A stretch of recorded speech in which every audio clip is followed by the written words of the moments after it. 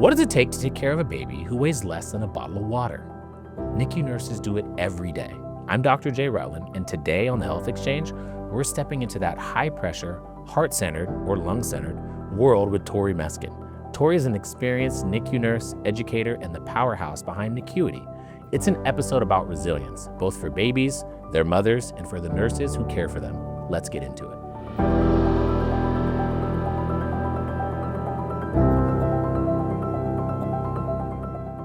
All right, Tori, we've met before. We have, many times. Many times we've met before. Yes. But tell me how you got where you are. Oh, goodness. Okay, let's go back.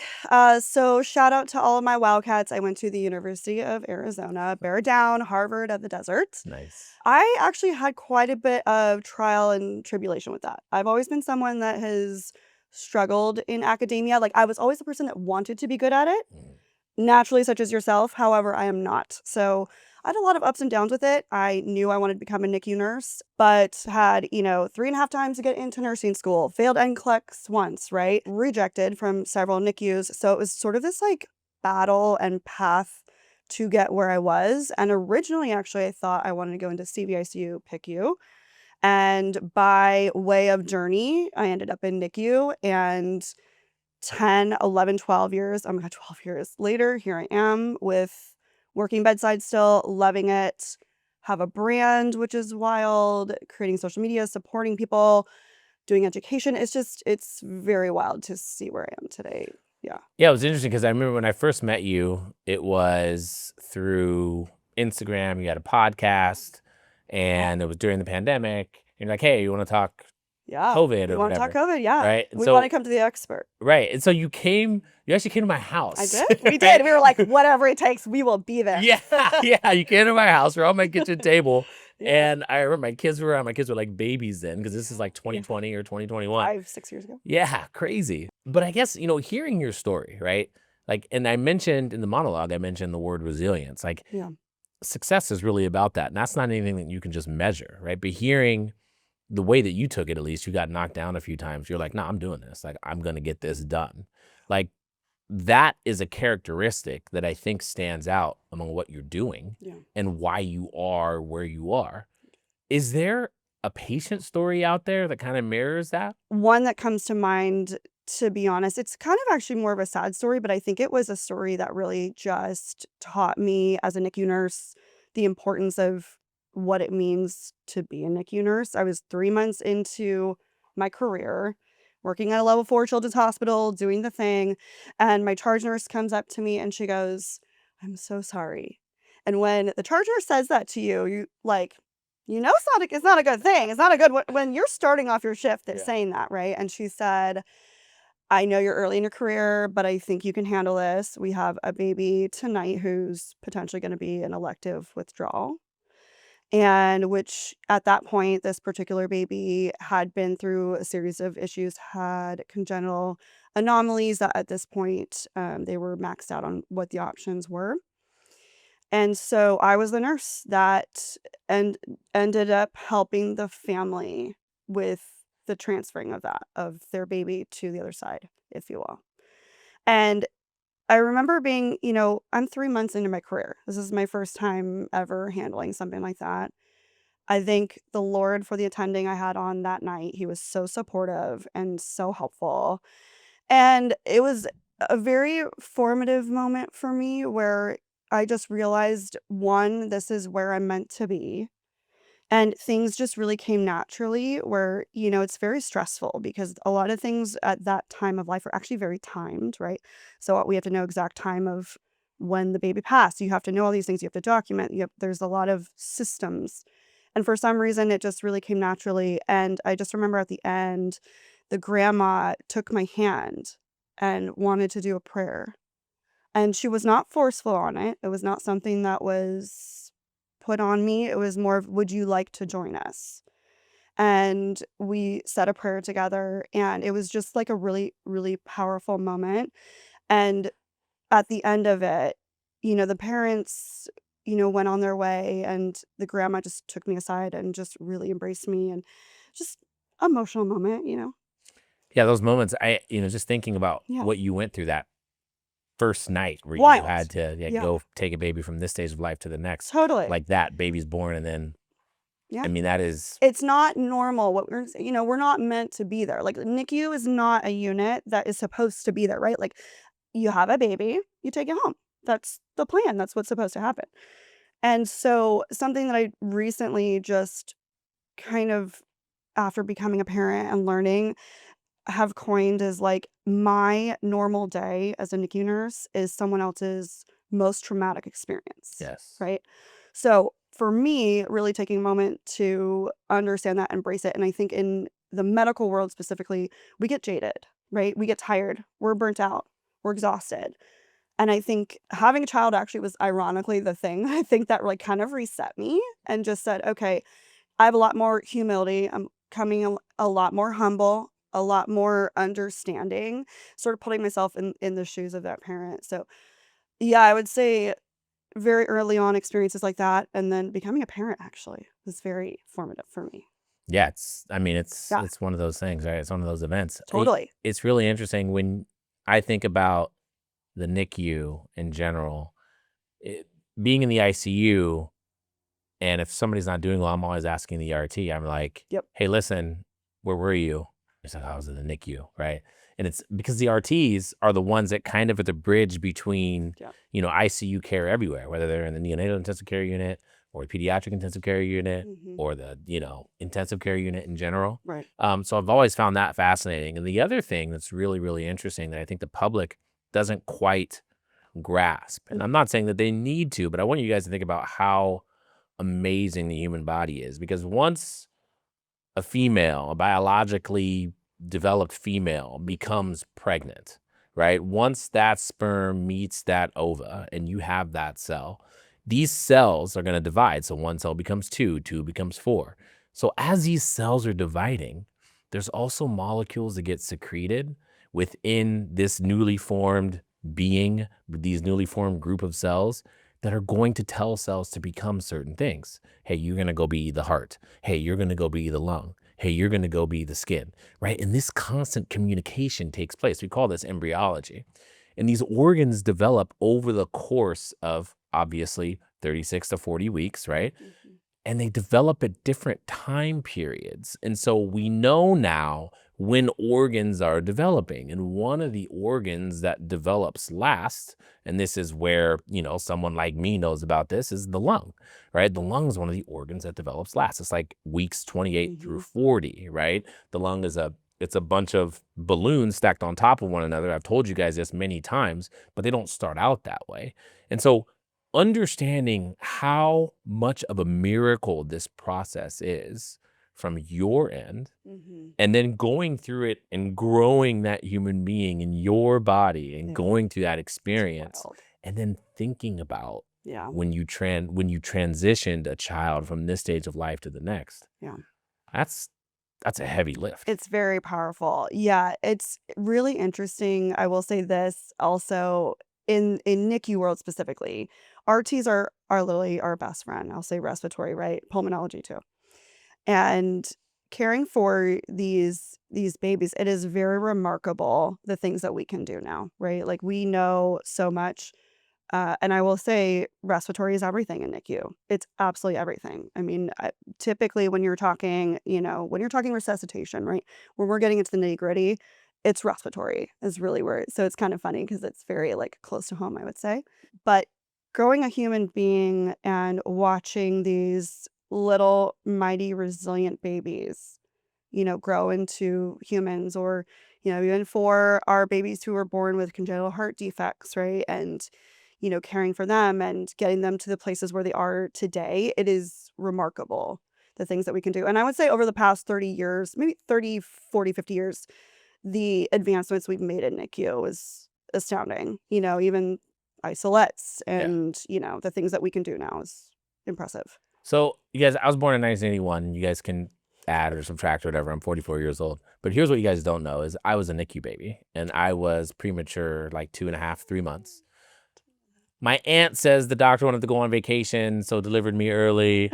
But here's the real truth. My mom smoked cigarettes every single day when she was pregnant with me, right? Yeah. And I go for a C-section. Not my mom, Yeah. clearly. Right. And my lungs weren't developed, and I actually had a chest tube, and I still have the scar. It's like right under my like right breast here. So like when my body looks good, like when it's beach time, like you could still kind of see this abnormality here. It's from the Yeah. little chest tube I You had. know what's wild, just a quick on Yeah. that, is we're learning nowadays, we're trying to improve those kinds of things, right? Because we're having the babies who had open chests, who have the same exact thing, or a mitral clip or a PDA ligation.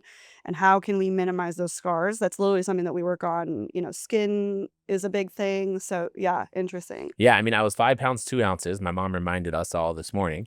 And it was just crazy because I always joke with my mom. I'm like, Mom, you realize if you didn't smoke with me every day, I'd probably be like 6'6" and in the NBA. Yeah, but a little or, baby you Rutland, know. I mean, come on, that'd be so cute. Yeah. Okay. You were probably a favorite on the unit. I'm definitely was a favorite, right? In Hollywood, Florida, where I was Yeah, born. absolutely. But that, I think the reason I love the ICU is because I love communicating, right? I love talking to family members, feeling what they're going through, talking them through it, teaching them things, because families, this is like the most intense medicine. And you have that opportunity to not only explain science, but you also have to go through empathy and emotions and talk to families on a daily basis. Yeah. What has that taught you Yeah. in your career? Yeah, so it's an interesting thing because I do think there's this give and take with that, where as NICU nurses, you really do want to bring down that energy and lead with empathy. There's also that balance of I have to do my job. I have to be able to work very fast in potentially very high risk situations. For example, if we're getting called to a code stat C-section, right, and something's happening immediately, we have to act fast. I mean, you don't have minutes, you have seconds oftentimes, right? So it's that balance of being able to work very effectively, work with your team, communicate. And, at that time, I've found, let's say we're fast forwarding, we're through the crazy time. I really love empowering it's typically the non-birthing partner, right? Your dad, your caretaker, whoever it is, empowering them in those moments is one of the most important things, because that person is also the support for mom, right? That person is a support. So the more I can do in those moments and put myself in their shoes and say, how do they feel right now, right? But still do my job and actively help them. I've found that a lot of things, for example, going through the monitor, hey, this is what this is. This is what our goals are. Right now, your baby's being a little sassy. We're not doing what we should be. I would like to see him doing blah, blah, blah. What do you do to kind of help bring this into the bedside so I can make it easier, digestible for you? The more comfortable that partner is, the better they are. They go back to mom, and they have a picture. Typically, we get an update, a little bit of ease. You can breathe and get a game of plan. Those kinds of things are the things that really ultimately help patient outcomes. And there are things that are overlooked oftentimes, right? So this is something that I really love talking about and bringing to the forefront, more of that empathy, bringing it down to the person and really getting to know them really does help. It's such a hard thing, working in the ICU. I've gotten that call from a mom who needed to deliver because she's eclamptic and she's got pulmonary edema, she's had a seizure, like all these things happening, and you got to go and you got to take care of the mom as a pulmonary critical care doctor. Yep. And you're in the operating room as the baby's getting pulled out, and I'm making sure that, I mean, honestly, quite frankly, I'm making sure mom doesn't die. Yep. 100%. Right. That's your And priority. you guys are right there waiting to receive baby to make sure baby doesn't die. Right. And I've seen everything that you're talking about take place within seconds, right? Yep. It's like seconds. Yep. It's like you've got boom. And I remember this situation where mom was seriously about to die, and I had to intubate her on the floor. We rushed her to the operating room. Wow. We they did a C-section right away. I'm sucking fluid out of her lung, right? Trying to make sure that, her balloons can ventilate, right? Her lungs can ventilate. They take the baby out. Baby looks pink. They cut the umbilical cord. Baby is blue I don't know. because now you don't have that oxygen supply, and the baby needs to breathe on, I think it was her, on her own. And I'm looking over at the NICU team and I'm just like, I'm taking care of mom, blah, blah, blah. Mom's cool. As soon as the baby's out, mom is better. And I'm looking over at the baby and the baby's blue, right? Like this. And I'm like looking and I'm like, do I need to go over there? Right? And I'm like, do I need to go? I was like, oh my God. Like, I know. but the NICU team is there and they're suctioning out the mouth. They're doing all these things. But here's the question I have for you in that scenario. When do you go talk to dad? So initially, I'll say as the nurse, right? My job in that moment is I take baby from you. We're stabilizing. My first thing is, are we airway, PPV? Are we suctioning? Where are we at? Stabilize. Get that tube in if we need to. Typically, I would assume in this situation, we're intubating that baby. That baby's going right on. Right. Right. So we're collecting. Typically, what you'll see in those scenarios is you'll have the nurse, RT, and then usually you'll have another nurse. You're going to have your charge in there. You're going to have a resource someone, just especially in those situations. So presumably one of the nurses or someone will go with partner back, dad back, right? As soon as we are able to get back to the unit, stabilize, we got everything. We got our lines, we got our tubes, we're doing our gases, we're, making sure we're collecting all the labs we need to, we're doing all those things. Then you have partner, right? Typically, it depends on the unit you work on and in terms of your staffing, right? That's a big thing in healthcare right now is like, do we have enough resources? Do we have enough people? This is why having an extra nurse is wonderful because that particular person can sit down with dad or partner and say, hey, okay, this is what's happening right now. These are our goals. This is what we're doing. My favorite moment, though, I will say is, okay, that chaos is gone. The dust is settling, baby's chilling, we got the pop down, we're good. I love those moments where I get to be the person with the dad or partner and just, okay, let's sit down, let's chat. How are you? Are you okay? What do you do? Where are you from? Oh, what's the baby's name? Why is the baby, just kind of start that.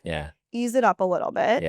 And find some common ground, find something to kind of like hold on to and then connect to baby. Okay, so this would be our goal. And these are things that I would love to see you do. And here's a really good tip of how to help mom. So I'm starting to kind of like prime partner for what are we doing? What are our goals? A lot of times in those situations, men, I will say specifically, okay, need goals. They need tangible things. They need like something to hold on to. So whether it's numbers, it's data, it's how can I be useful? What can I do with my hands? I'm going to use those hands. All right, let's go. It's a lot. It's very scary what we do. Like it is not normal to watch your baby go through all of these things, right?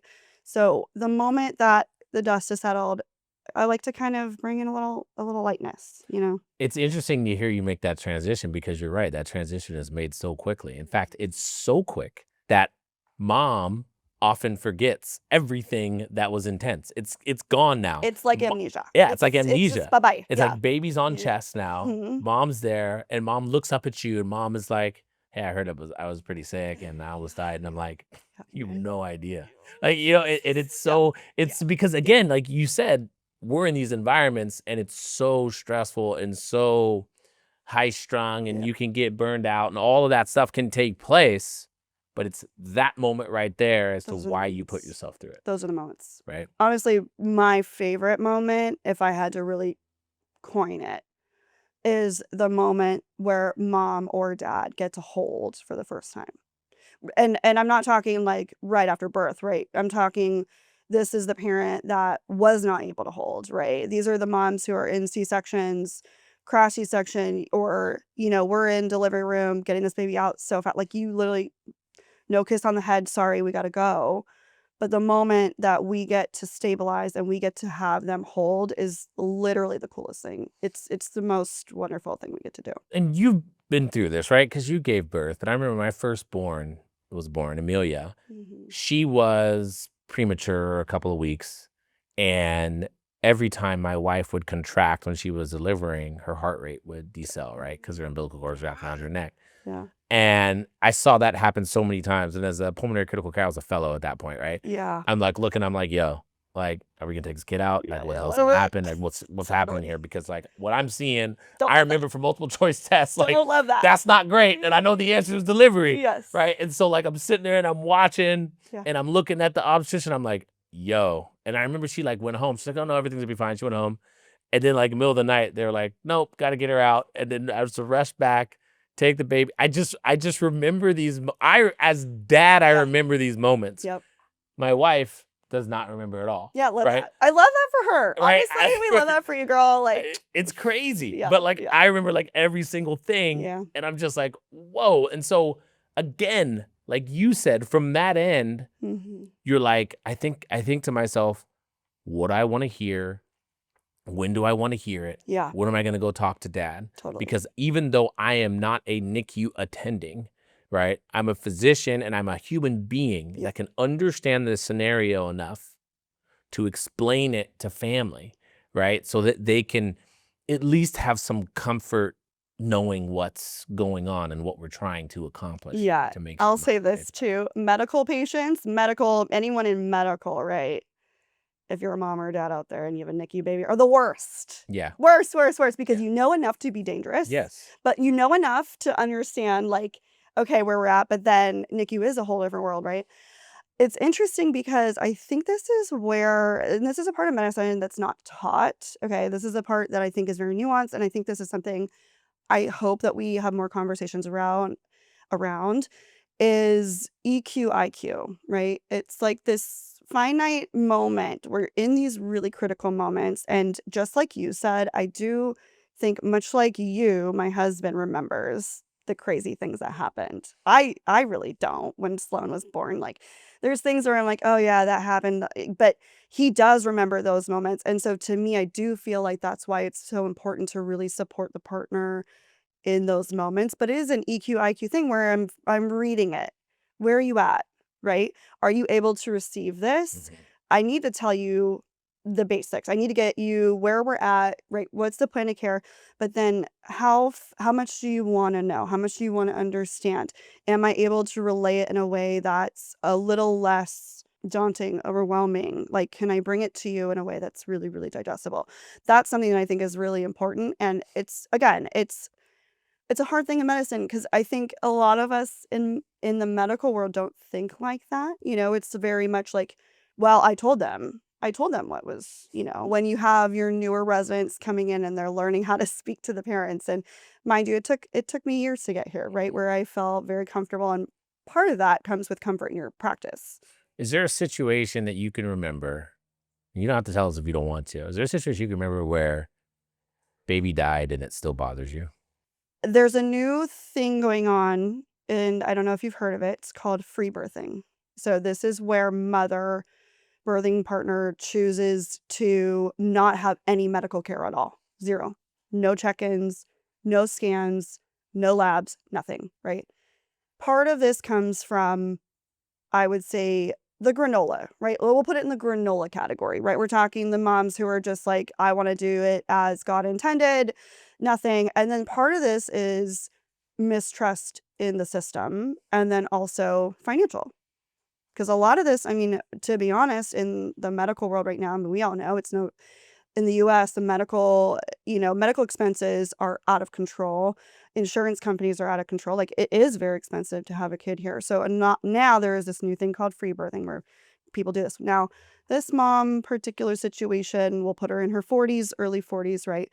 Baby presumably was a little preterm, right? So was at home, started having complications, had baby in the bathtub, baby came out, blue, and then also noted to have distorted features.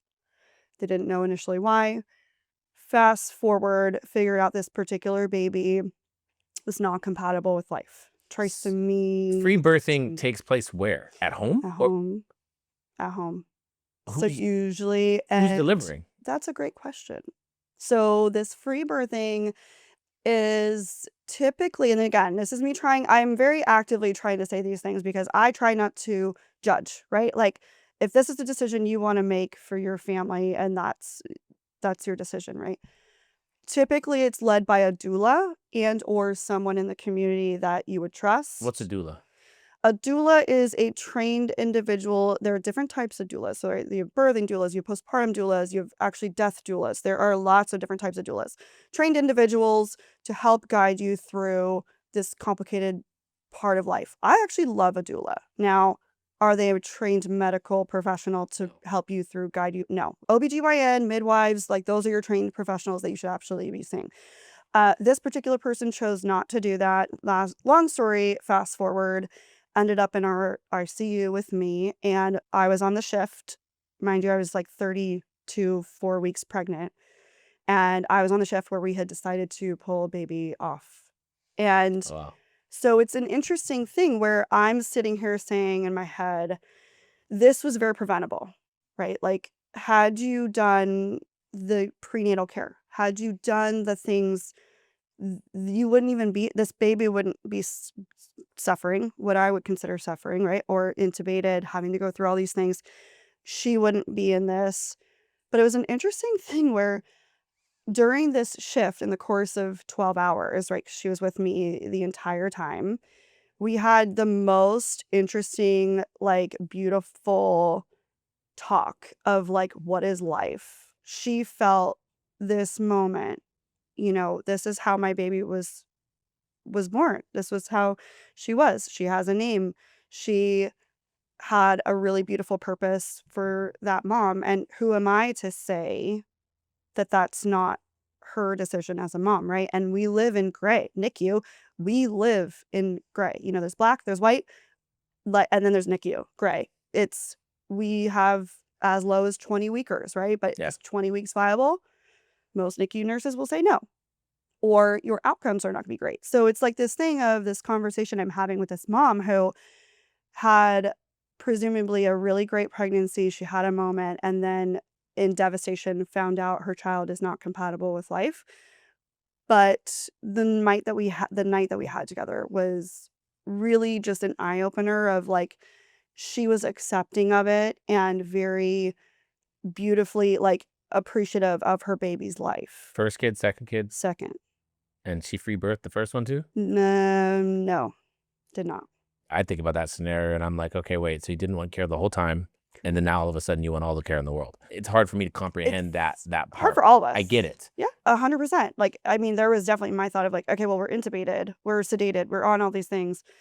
So where are we going? But then with the walk and talk of this journey, she knew that this baby was not going to survive, right? So yeah, it's definitely battling those emotions, those things, and trying to be as empathetic, Yeah. right? Lead with empathy.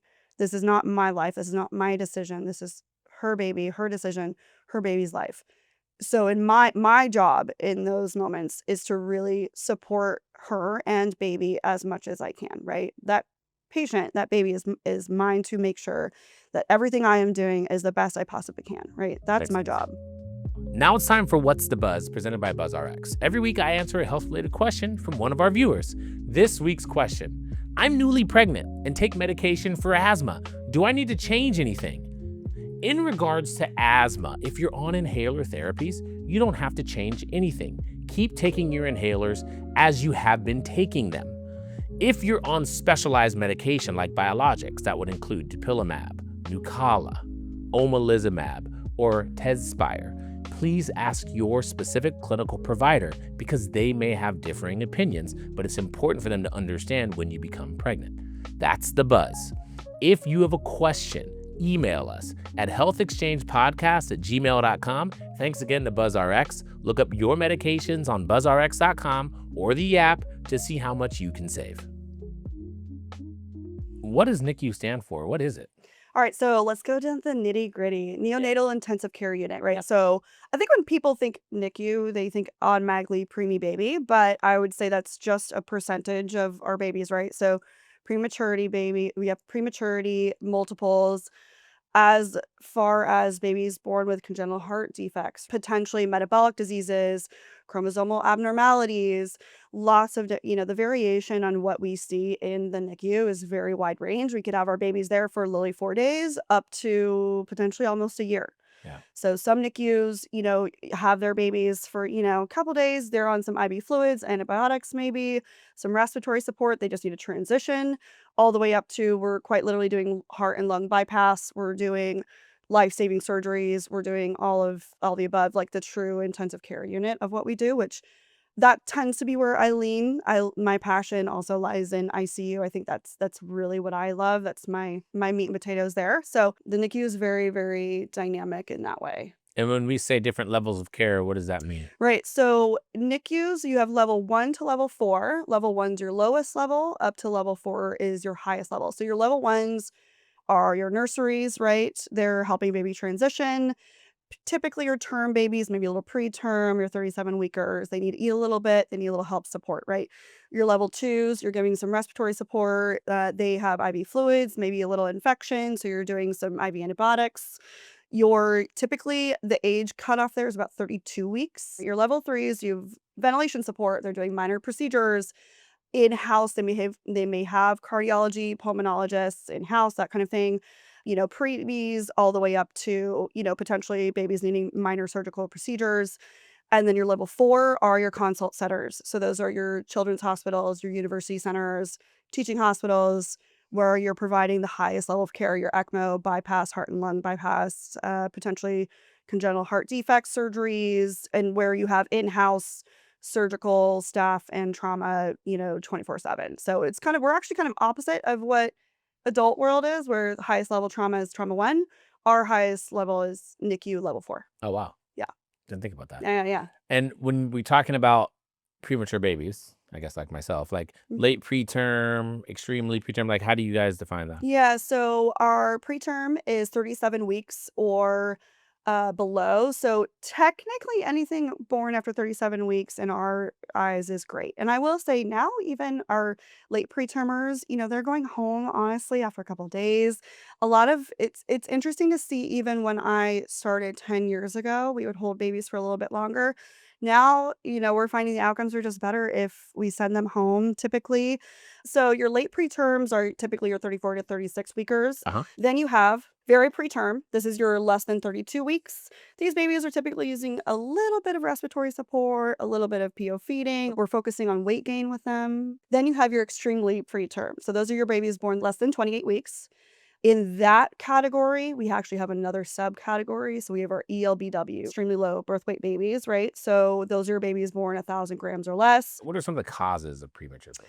It's very hard to define. We don't have an exact reason, right? However, there are some causing factors, the maternal factors, gestational diabetes, hypertension, right? Smoking. Smoking, definitely, right? So you also have your socioeconomic factors, right? So potentially someone in low socioeconomic statuses. Black women are 4 times more likely to die in childbirth or because of pregnancy complications. And now whether that's due to a mistrust in the system, like maybe they did not get prenatal care for some reason, right? Maybe it was because they don't have access to the food they need.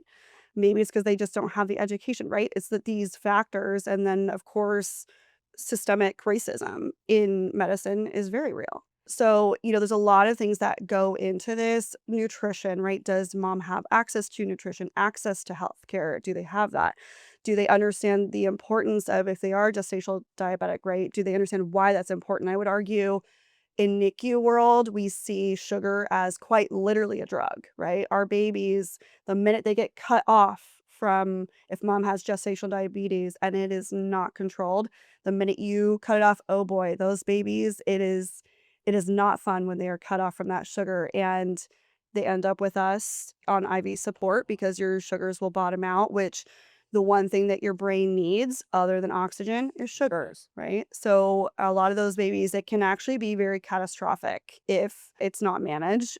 Additionally, hypertension, right? So you're talking your potentially preeclampsia, right? Or moms who have that. Preeclampsia can develop very quickly, which is why it's so important when you're in that stage to really have a well-trained team and to have, good monitoring, because it can happen very quickly and it can be catastrophic for a baby and for mom. So, it's interesting. It's a lot of these factors sort of combined. What is this term? I hear it in NICU, Yeah. corrected age. Okay. What does that This mean? is okay. So this alone is the reason why I'm 100% wholeheartedly convinced that the entire baby clothing industry needs to be based on weight and not by age, okay? Based on corrected age. Okay. So corrected age has to do That'd be a nice with brand name, by the way, for the clothing. Corrected age. love that. Wait, idea. Okay, someone out there needs to make Right this. there it is. Okay, No, no, corrected we make age. it. We make it. Done. Yeah, Done. we make it. All All right. right. So, corrected age or adjusted age is essentially how we help our preemies, right? So our younger ones who are born, it helps them fast forward to where they really should be in terms of milestones. There's three different terms when you're really breaking this down. So the first one is gestational age. Your gestational age is how long baby was in the womb. Then you have your chronological age. That's the age since birth. So those are in weeks and days typically, right? So that's going to be your, let's say your 29 weeks now, right? So you were an X, 28 weeker, now you are 29 weeks. Then you go into your corrected adjusted age. So it's your gestational age minus your chronological age.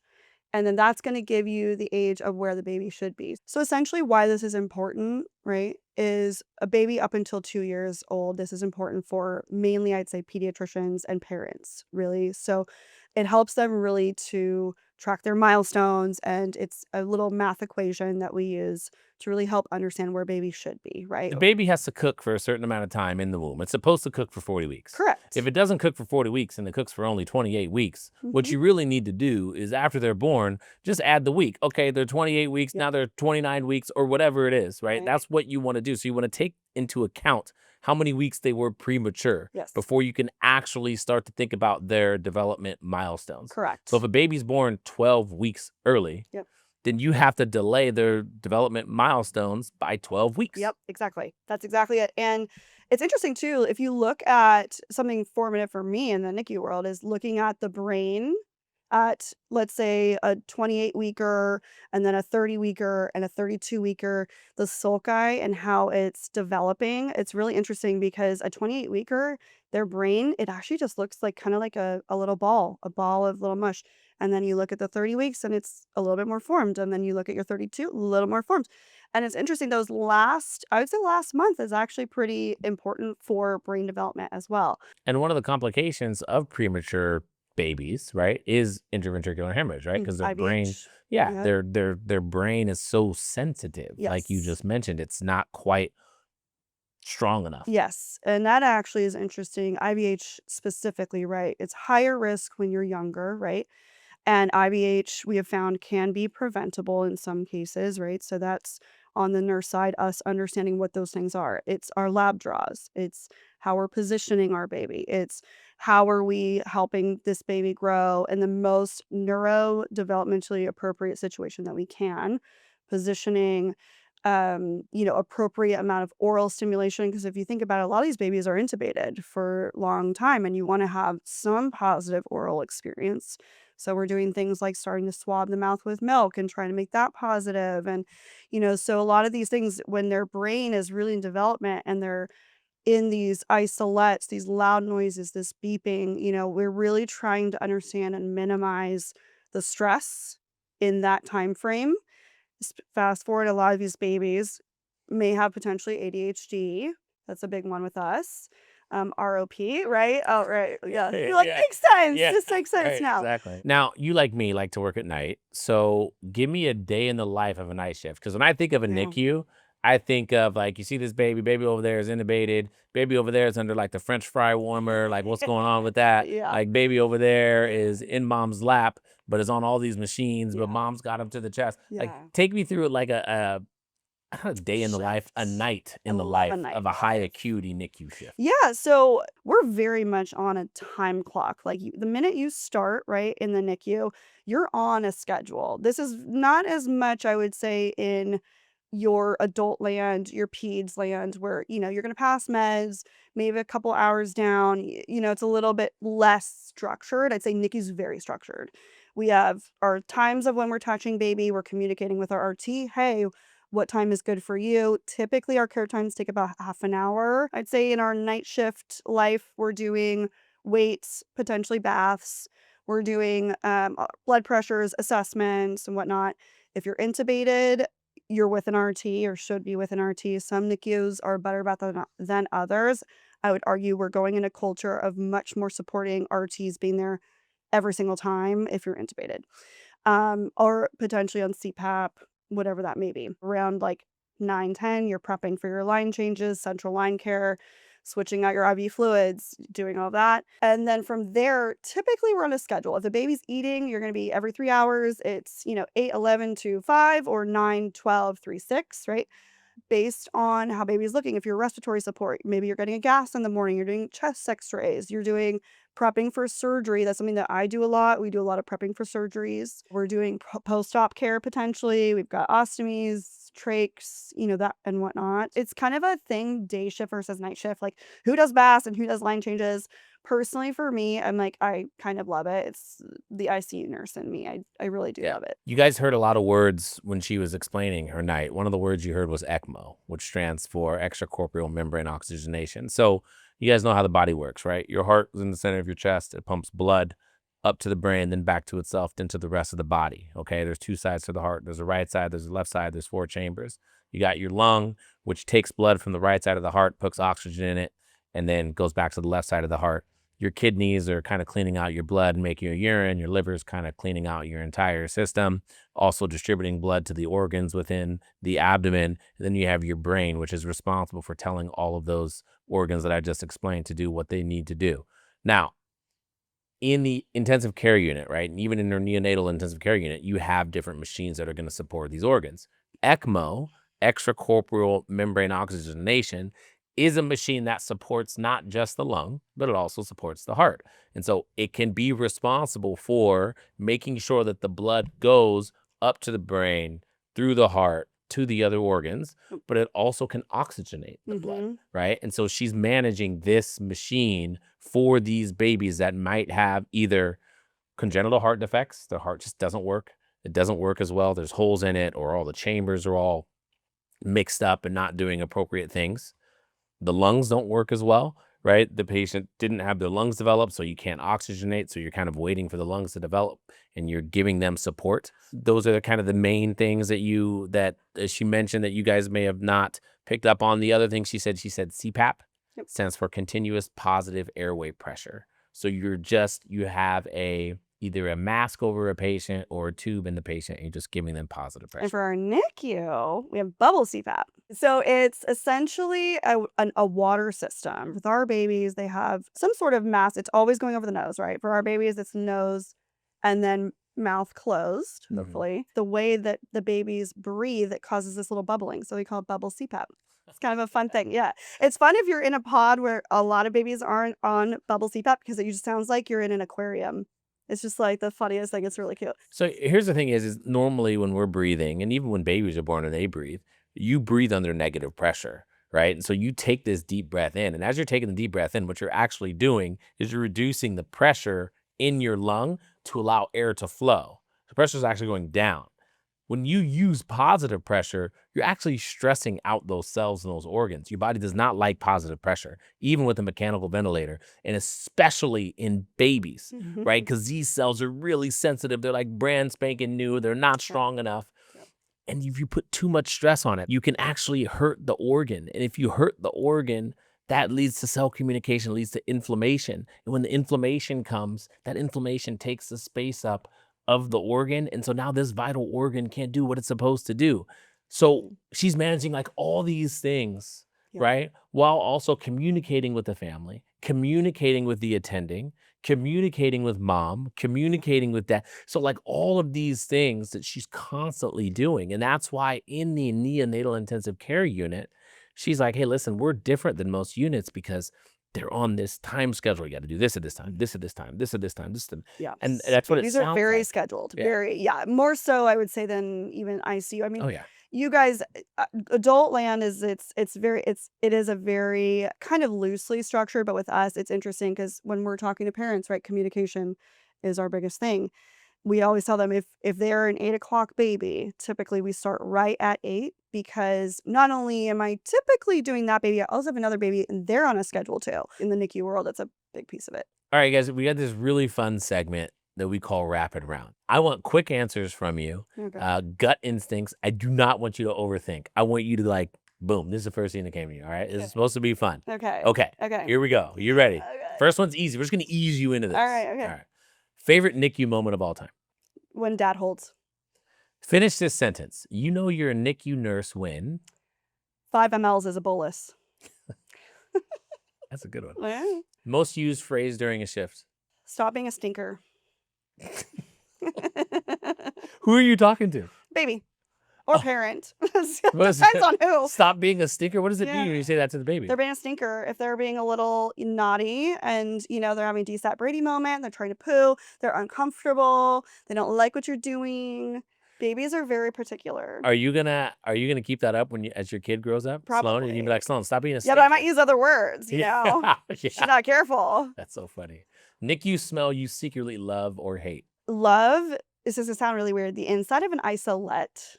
I don't know why, there's like a baby smell in there that smells really good. The inside of an isolette? Yeah, the isolette is the big contraption that our little babies live in. It's a scale, it's basically the womb, right? It's trying to be the womb. It's keeping the baby warm, it's humidity. But when you open it up, there's something about like the baby smell in there, unless they've pooped, and then that's gross. It's like a cute baby smell in there. I don't know. NICU, more heart or science? Both. What is your specific NICU superpower? Empathy. Clinical skill you wish every nurse had?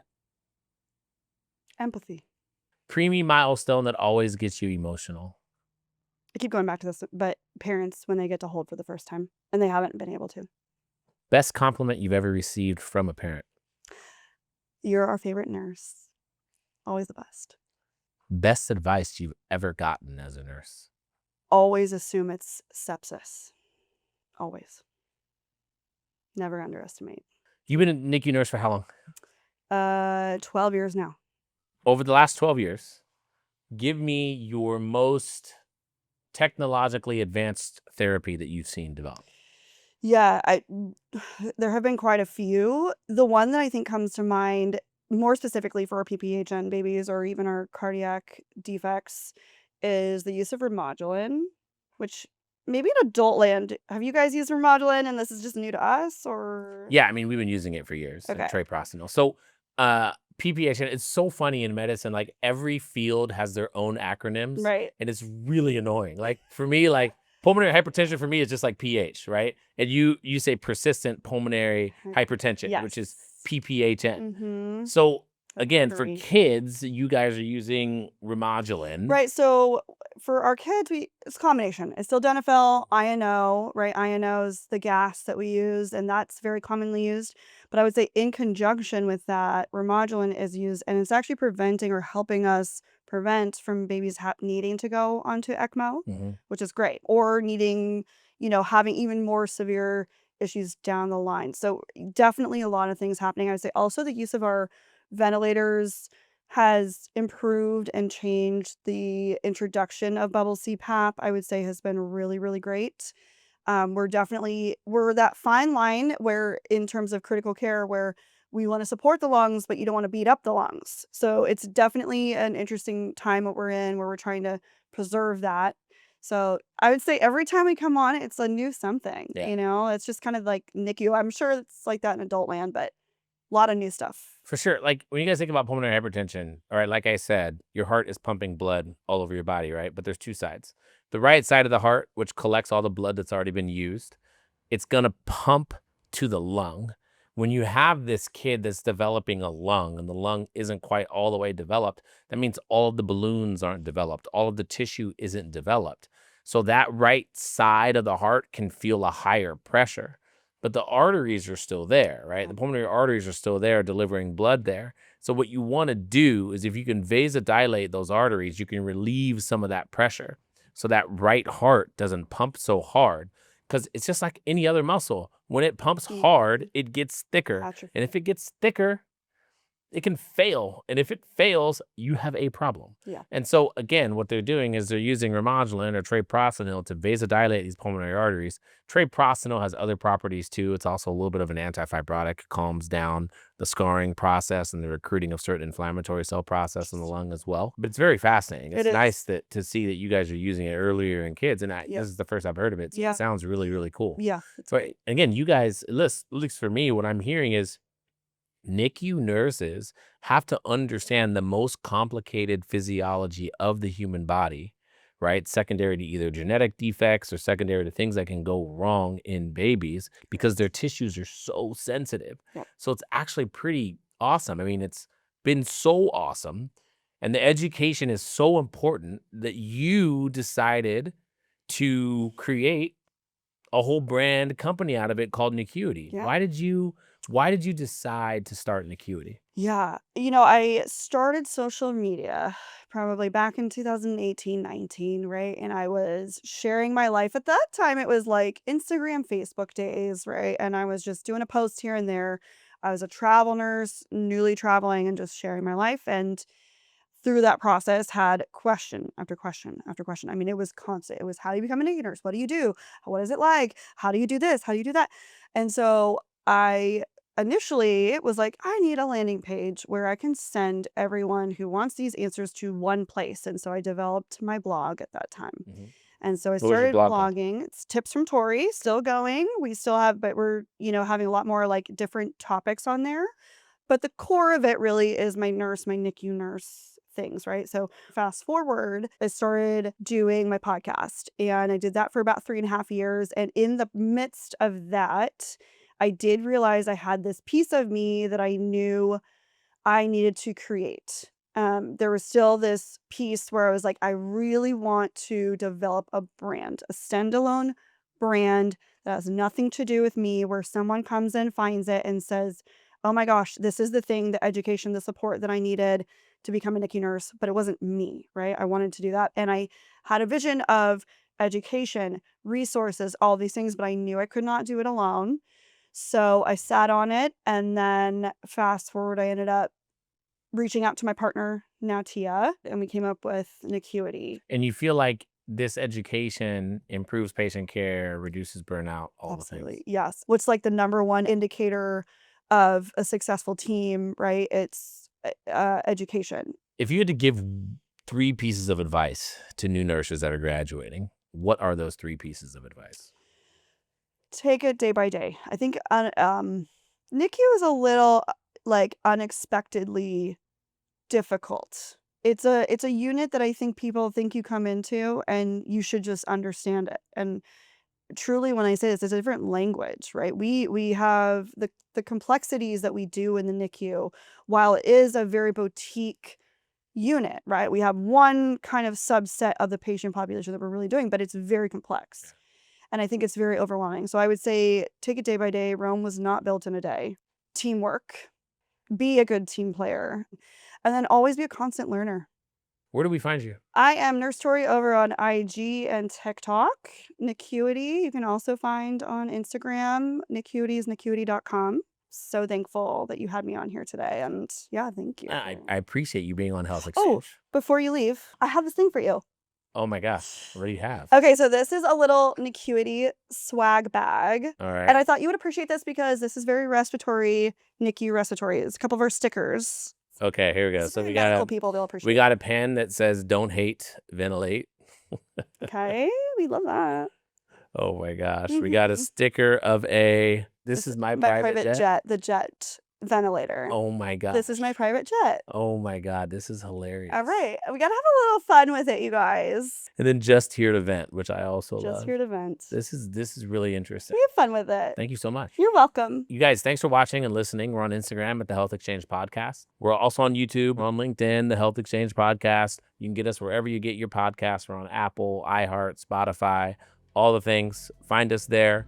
We'll see you every Thursday at 6 a.m. Pacific, 9 a.m. Eastern Standard Time. Take care. Tori, I'm sure we'll see you again. Thank you so much.